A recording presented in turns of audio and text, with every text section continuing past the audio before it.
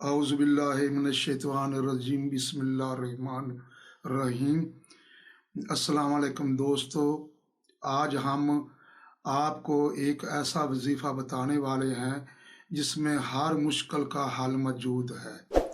दोस्तों, जब भी कोई काम किया जाए तो हर काम के करने का कोई ना कोई तरीका होता है। जब हम तरीके के मुताबिक चलते हैं तो फिर हमें कामयाबी मिलती है, लेकिन अगर हम तरीके से हटकर चलें तो फिर हमें कामयाबी नहीं मिलती। इसी तरह आप कोई भी वजीफ़ा पढ़ रहे हैं तो उसके लिए चंद ज़रूरी बातें आपसे मैं करना चाहता हूँ। पहली तो ये बात है कि जो भी वजीफ़ा पढ़ रहा है उसको चाहिए कि ऐसे कामों से गुरेज करे जिससे अल्लाह ताला नाराज़ होते हैं। ऐसे कामों को छोड़ दे और इसके बाद इस्तिग़फ़ार पढ़े। इस्तिग़फ़ार कसरत से पढ़े। इसके पढ़ने से एक तो ये है कि दुनिया में भी, जैसे कुरान मजीद में आता है कि जो भी आदमी इस्तिग़फ़ार पढ़ता है अल्लाह ताला उसके माल में, उसकी दौलत में, उसके बागात में, उसकी खेती में बरकत डालता है और उसको बढ़ाता है। और दूसरा ये है कि इस्तिग़फ़ार पढ़ने से जितने भी गुनाह हों सब माफ़ हो जाते हैं और आखिरत भी संवर जाती है।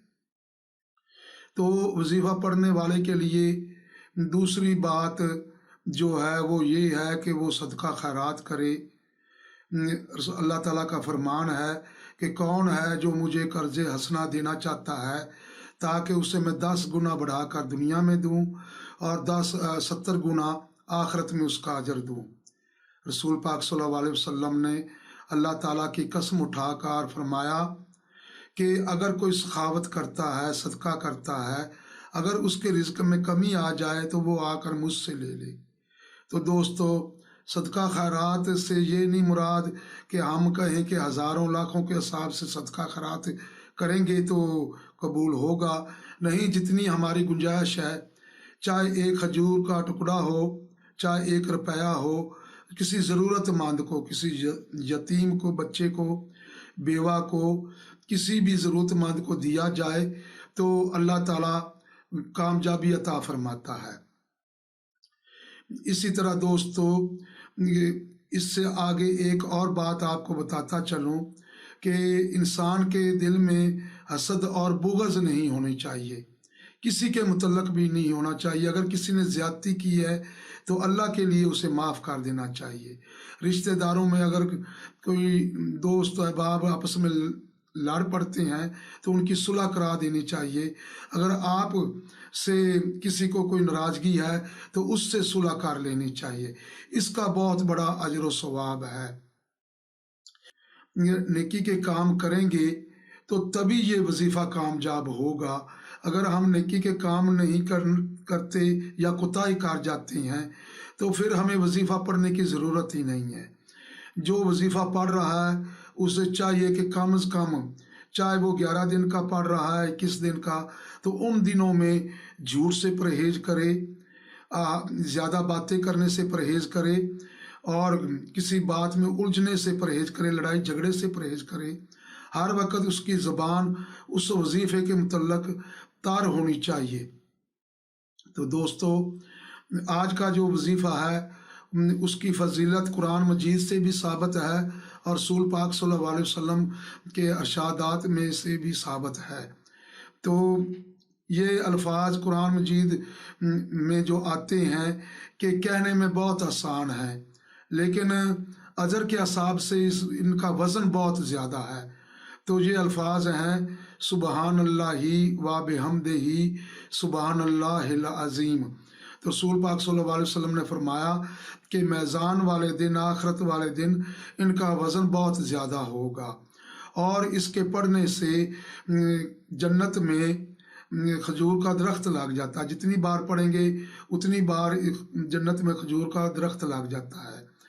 और इसके अलावा इसकी वजह से हमारे जितने भी गुनाह हों, चाहे समुद्र के झाग के बराबर हों, इसके पढ़ने से वो तमाम गुनाह मिटा दिए जाते हैं।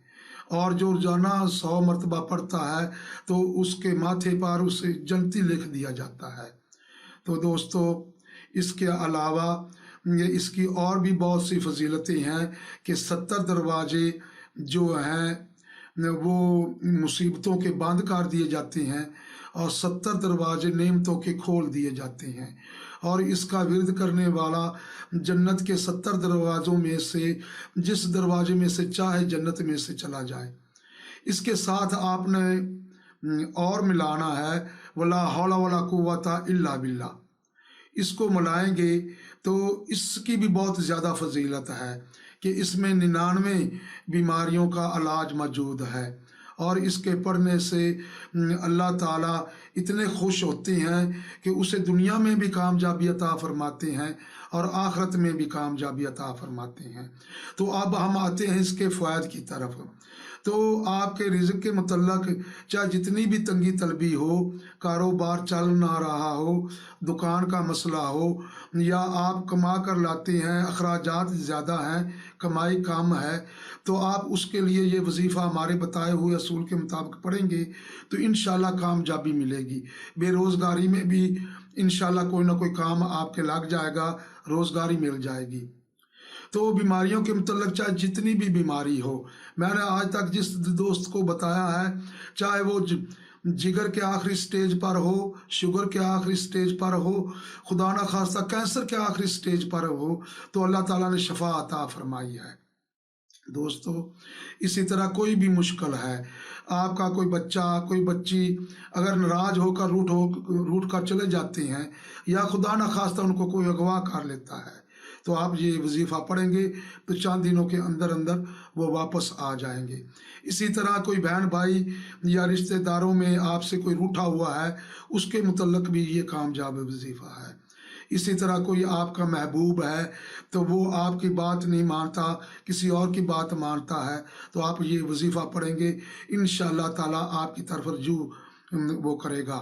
اگر کوئی دشمن ہے تو اس کے متعلق بھی آپ پڑھیں گے تو وہ دشمنی ختم کر دے گا، آپ کا دوست بن جائے گا، یا کم از کم آپ کو نقصان نہیں پہنچائے گا۔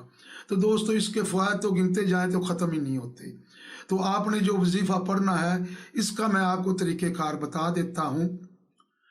آپ نے ایک تو یہ ہے کہ باوضو ہونا چاہیے، دوسرا کہ یہ ہے کہ آپ نے مکان میں خالی مکان میں آپ نے یہ پڑھنا ہے، اور وقت آپ اس کا صبح کا مقرر کریں گے تو وہ زیادہ بہتر ہے، لیکن کسی مجبوری کی حالت میں اگر آپ یہ صبح کا وقت نہیں رکھ سکتے تو آپ رات کا وقت رکھ سکتے ہیں۔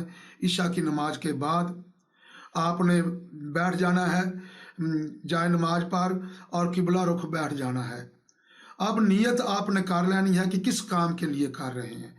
دوستو رسول پاک صلی اللہ علیہ وسلم نے فرمایا کہ اعمال کا دار و مدار نیت پر ہے، جب بھی ہم نیت کریں گے تو تب انشاءاللہ تعالی ہمیں کامیابی ملے گی۔ اسی وجہ سے نماز میں بھی فرمایا گیا کہ پہلے نیت کرو اور اس کے بعد نماز پڑھو، نیت بنیاد ہوتی ہے ہر کام کی۔